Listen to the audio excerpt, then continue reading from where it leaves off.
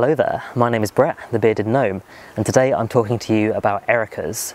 Looking at me now you might think I'm in Mexico or South Africa, but actually I'm in the United Kingdom in a garden called Tresco Abbey Garden where they have an amazing collection of outdoor ericas.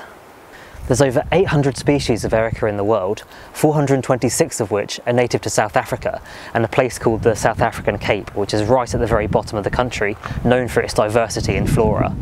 They're classed as a perennial shrub and they come in an array of colours, sizes and shapes, so it's no wonder so many people like them. They're in the Ericaceae family, which also has cranberries, blueberries, rhododendron, and the Latin translation is heather or heath. So here in the windy Isles of Scilly, we've got our two British native ericas growing side by side in this grasslandy heath up here. We've got the bell heather, which is Erica cinerea, purple flower. It's got the typical bell shape or urn shaped flowers that most ericas have, and it's got a silver underside to its leaf. And growing right next to it we've got Culluna vulgaris, or the common heather. It's a lot lighter and it's got 4 petals and 4 sepals to give the impression of 8 petals all packed together. It's a lot taller, a lot lighter, and the needles are a lot more fine, but they're growing amazingly up here. There's so many around and there's bumblebees all over me. Their diversity in colour and form means they're difficult to identify. Some even vary from region to region. Some ericas can be found all over the Cape, whereas others are quite rare and have a very specialised habit. But hopefully by watching this video, you'll be able to identify some of the most common ones.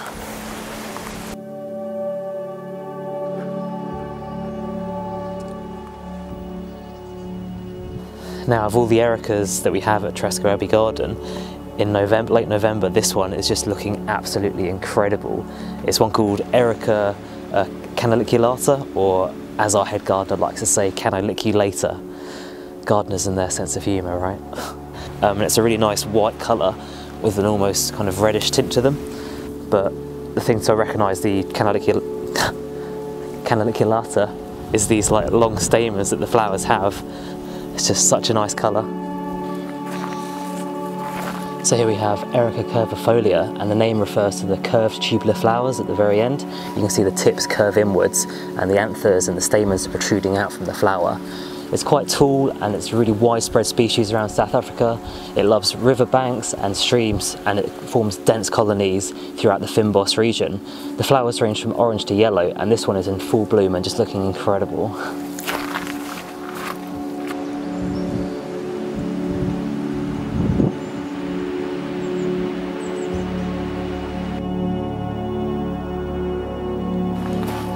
This amazing erica here is one called Erica cerinthoides. The name comes from the plant cerinth, or honeywort, which is an annual you can grow on the mainland. It's said that the flowers resemble it. The common name for this is fire heath, not because of its brilliant red flowers, but because it has a perennial rootstock. This allows it to regenerate after a wildfire in South Africa. It's got quite a wide distribution in South Africa and it can grow up to about 1.8 metres. The foliage is often quite bare, but at the tip it has these lovely red tubular flowers. They're just amazing, and they've got a nice papery kind of texture to them. This one here is called Erica diaphana, in reference to the transparent corollas at the end of the tips. It's another tall and reedy species and grows up to about 1.8 metres. The leaves are quite glaucous, compact and very upright, and the flowers, they're red with a yellowy green tip to them, and they're really sticky to touch. This species, it prefers limestone hills rather than sandstony flats, but looking stunning right now.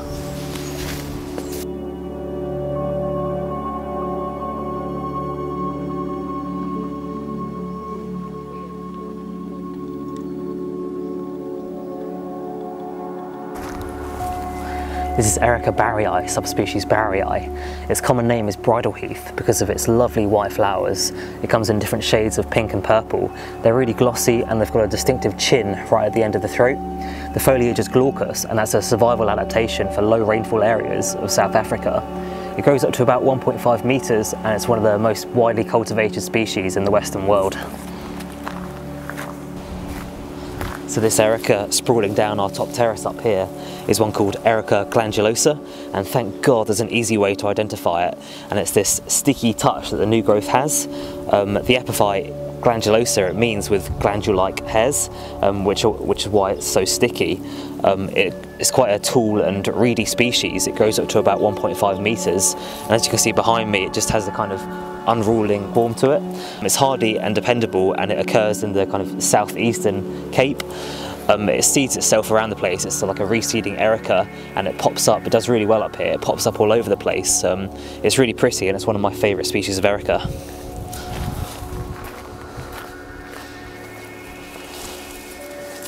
So north of South Africa and native to the Mediterranean and East Africa is this species of erica here called Erica arborea. It's one of only 2 species in Tresco Abbey Garden not to be native to South Africa, and it grows up to about 7 meters. The epiphyte arborea, it means tree-like, and there are some massive whopping examples around the garden, really huge ones. This one here, there's just an abundance of flower right now. It's got these very small leaves with a slightly furry grey stem and these tiny little white bell-shaped flowers, but it looks really pretty. The downside is it is a bit of a weed. It does spread around the place all over the garden, and I'm constantly pulling out little tree seedlings that are popping up all over the place. It loves acidic soil, and the wood is really heat resistant because of where it's native to. It's used to make pipes and instruments, so that's pretty cool. But yeah, an amazing tree despite the fact that it is a bit of a problem.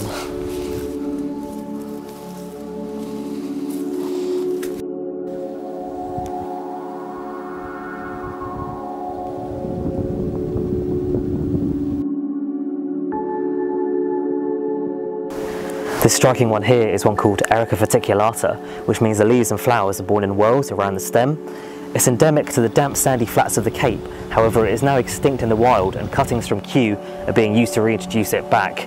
The colours range from purple to lilac, and they've got a really hairy tip to the corolla. The distinctive feature about this Erica is its light green tips at the very end of the stem. So here we have Erica formosa, which means beautiful in Latin, and it's got these lovely little white flowers that are about 600 millimeters.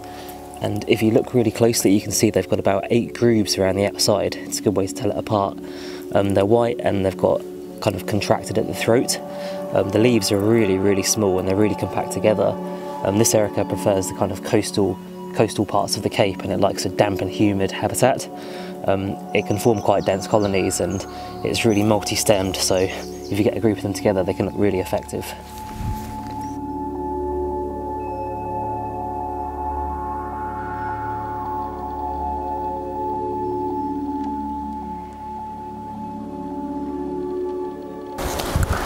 Here we have Erica versicolor, which is native to the lower mountainous slopes of the eastern and western Cape. It forms a colony of about 3 meters high with really erect stems and bristle leaves. The flowers are sticky, they're red, and they've got a green tip to the end, which is where the name versicolor comes from. The problem with this species is that it looks really similar to Erica discolor and Erica unicolor, so there's some confusion amongst botanists about which is which, so they've classified them all as one umbrella term, Erica discolor being the oldest name. This little guy up here is one called Erica halicacaba, if I'm saying that right at all. The epiphyte means the flowers are very similar to the Cape gooseberry physalis, and they're really weird pale green colour, and they look like little eggs with pinprick points at the end. It's quite a kind of brittle and upright species. It spreads to about 2 meters in diameter, so quite a large spread, and it's native to the Table Mountains and the more rocky areas around South Africa, but really weird. This one here is Erica scabroscula in relation to the small hairs that can be found on its leaves and stem. They're white and they're really fine, and it's a good way to tell it apart. It's got small dark green leaves and these flowers which range from white to pink. They're about 4 millimeters and they're urn-shaped, but it's a really prolific flower. It's got these dark red insides as well. It looks quite similar to canaliculata or Erica arborea. It grows up to about 1.2 meters and it forms this really strongly branched erect specimen, and it self-seeds all over the place. It's found all around the Cape, but it's a really good, another good showy species really.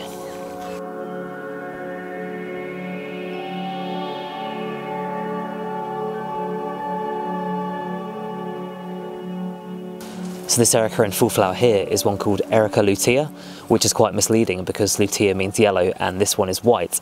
There's just a bit of variety in the colour of the species. They're not particularly fussy about habitat, and they occur in sandy soil to wet moist rock. It's got these kind of green bracts around the stem, which is quite distinctive for this erica, and it's got an erect but lax form to it.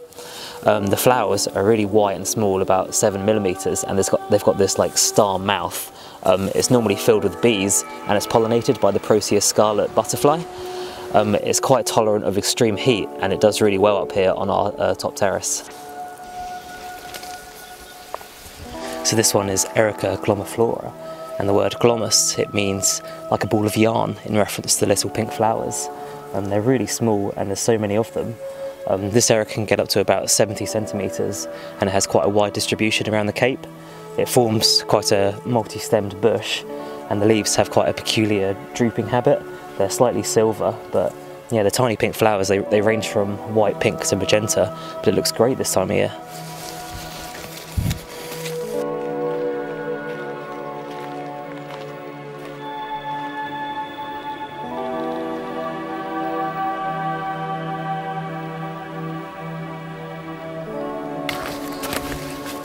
This is Erica pulcinettii, which was named after Leonard Pulcinet, who was the first author to mention the Cape Erica in 1700. It's got these feathery leaves which curve upwards, and these clusters of flowers which droop down, and if you look really closely, the stamens protrude out from the flowers. It grows up to about 1.2 meters, and it can be found all over the Cape. Thanks for watching, guys. I hope you've enjoyed the video, and you'll now be able to identify a few ericas. There's loads of others out in the wild, loads of other crazy colours. They're great plants. I really recommend people look into them and purchase a few seeds to see what you can grow. But otherwise, check out my other videos, and I'll see you next time.